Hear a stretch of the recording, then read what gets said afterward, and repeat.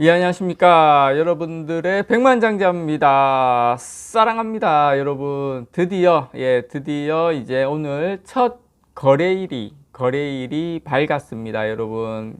오늘, 제 영상을 통해서, 이번 주를 우리가 전망할 수는 없겠지만, 이번 달, 그리고, 상반기 어떤 이슈가 있는지, 어떻게 되는지, 삼성전자가 8만 전자 안착하고 9만 전자로 갈 수 있을지 한번 여러분들과 함께 한번 살펴보도록 하겠습니다.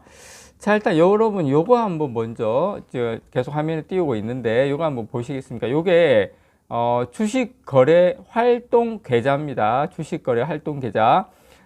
작년 12월까지 계속 늘어나고 있는 게 아마 보이실 겁니다. 지금 월 평균 거래 대금 같은 경우에도 재작년이네요. 2022년 12월 달에 주가가 상당히 안 좋을 때는 거래 대금도 6조 원에서 보시면 지속적으로 늘어나고 있는 거. 물론 뭐 좀 등락은 있지만 거래 대금도 6조에서 작년 12월 달에 9조 대 거의 50%나 늘었죠. 이렇게 증가하고 거래 대금도 증가하고 있고 주식 거래 활동 계좌도 증가하고 있다. 그래서 우리가 이번 주 맞추고 이번 달 맞추고 그거는 좀 힘들지는 모르겠지만 기본적으로 증시로 자금은 유입되고 있는 흐름 전체적인 방향성은 보인다라는 거죠. 그래서 저는 요 방향성은 최소한 주식거래 활동 계좌도 늘어나고 올해 그리고 월 평균 거래 대금도 상당히 더 늘어나지 않을까 10조대로 넘어가지 않을까 개인적으로 기대를 해보고 있습니다. 그래서 지금 얼어붙어 있던 이 주식거래 활동 계좌 수 역시 보시는 것처럼 꿈틀거리는 모습입니다. 그래서 주식거래 활동 계좌는 지금 작년 말이네요. 벌써 6,926만 요 계좌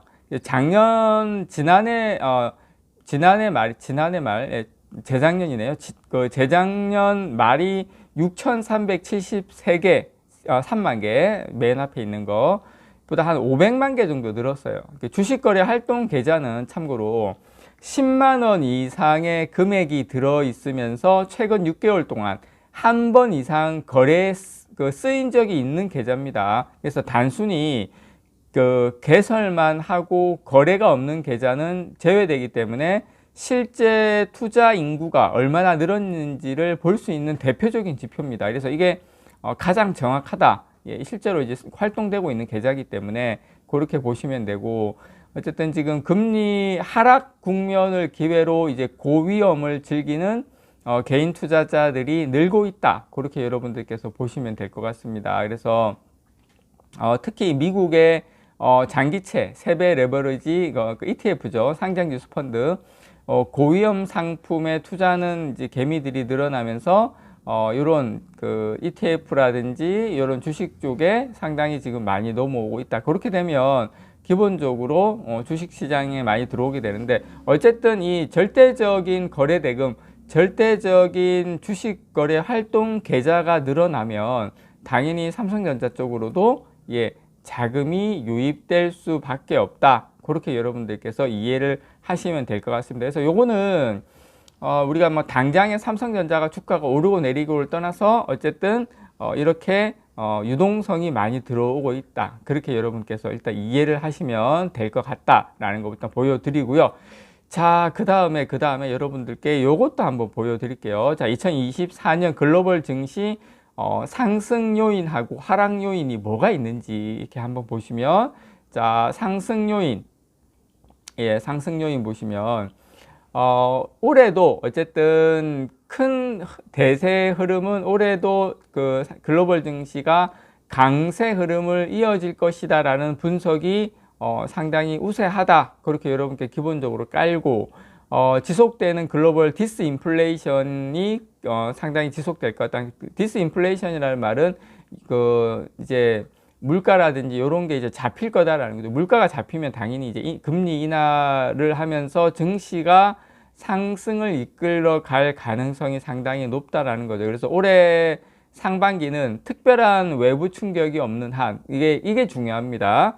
특별한 외부 충격이 없는 한 요거 그래서 디스인플레이션 기조가 지속될 가능성이 상당히 높고요. 뭐 예를 들어서 뭐 이란이 크게 참전한다든지 아니면 대만과 뭐 중국의 전쟁 이런 특별한 이슈가 없는 한 이런 물가가 이제 하락하는 기조가 지속될 가능성이 높다라는 거죠. 그렇게 되면 연준의 금리 인하 기대감에 따라서 수급이 지속적으로 주식시장으로 유입되는, 제가 아까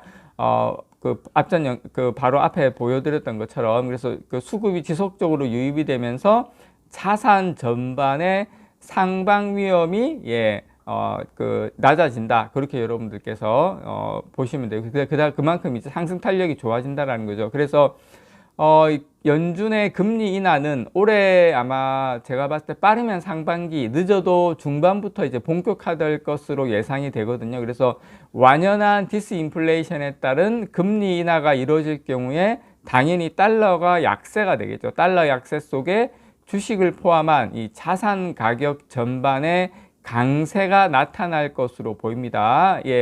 만약에 경기 침체 발생에 따른 금리 인하라면 주식은 이제 어떤 일시적인 약세를 보일 거라고 봅니다. 그래서 제가 봤을 때 이 금리 인하가 이거 경기 침체 때문에 그런 거 아니냐 이렇게 한번 목리를 부리면서 주가가 한번 약세를 보이는, 제가 봤을 때 그거 이제 3월에서 5월 사이라고 보고 있는데, 이제 그거는 한 차례에만 있을 수 있다. 그렇게 여러분께 말씀을 좀 드리고 싶습니다. 그래서 이제 매그니피센트라고 해서 매그니피센트 7, 뭐 애플, 마이크로소프트, 아마존, 알파벳, 엔비디아, 뭐 테슬라, 메타, 요쪽에는 제 개인적인 생각에는 요 종목은 올해는 작년같이 그렇게까지는 상승을 저는 안 할 것 같아요.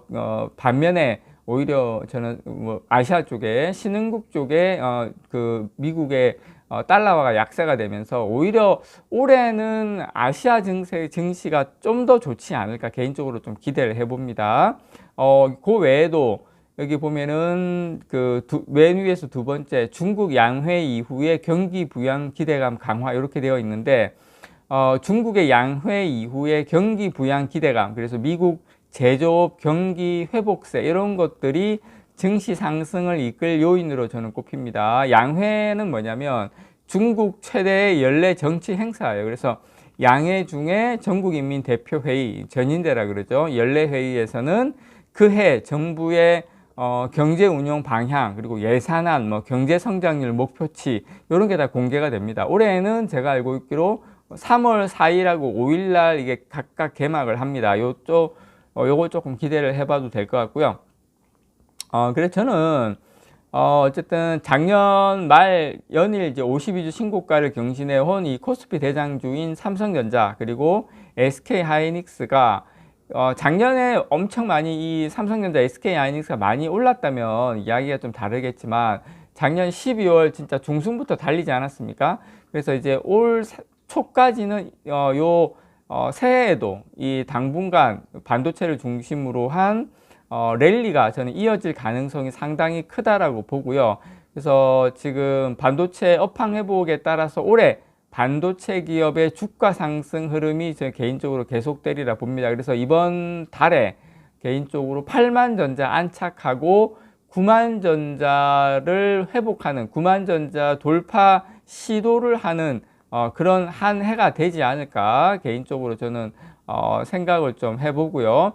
어쨌든 메모리업 반도체 업체들이 작년에 대규모 감산을 시행을 하면서 공급 축소 효과가 발생을 하고 있고요. 그리고 모바일 서버 수요가 개선이 되면서 이 반도체 수급 균형은 지금 수요자 우위에서 공급자 우위로 전환이 되고 있다. 그게 이제 가장 핵심 포인트고요. 그리고 최근에 메모리 재고가 줄어들고 있다는 이 신호가 계속 나타나고 있는데, 이 같은 신호가 보다 명확해진다면 국내 반도체 업종의 이익 우상향 이런 방향성은 분명히 또렷해질 수밖에 없다. 그렇게 여러분들께 말씀을 좀 드리고 싶고, 어쨌든 지금 계속 보이고 있는 2024년은 아마 이 고대역폭 메모리 시장이 계속 지금 주요 업체들이 증설을 하고 있지만 공급 부족이 지속되는 그런 상황 속에서 양산 경쟁력을 갖춘 업체, 높은 점유율 확보하고 있는 SK 하이닉스가 물론 가장 좋지만 삼성전자도 같이 좋은 이 독과점, SK 하이닉스와 삼성전자 중심의 이런 독과점적 공급 구조로 인한 수혜가 올 한 해도 지속적으로 발생하는 그런 한 해가 되지 않을까 생각을 해 봅니다. 그래서 조정은 있을 수는 있겠지만 상승이 더 탄력이 높은 그런 한 해가 되지 않을까 기대를 해 봅니다. 여러분, 이상 여러분들의 백만장자였습니다. 사랑합니다, 여러분.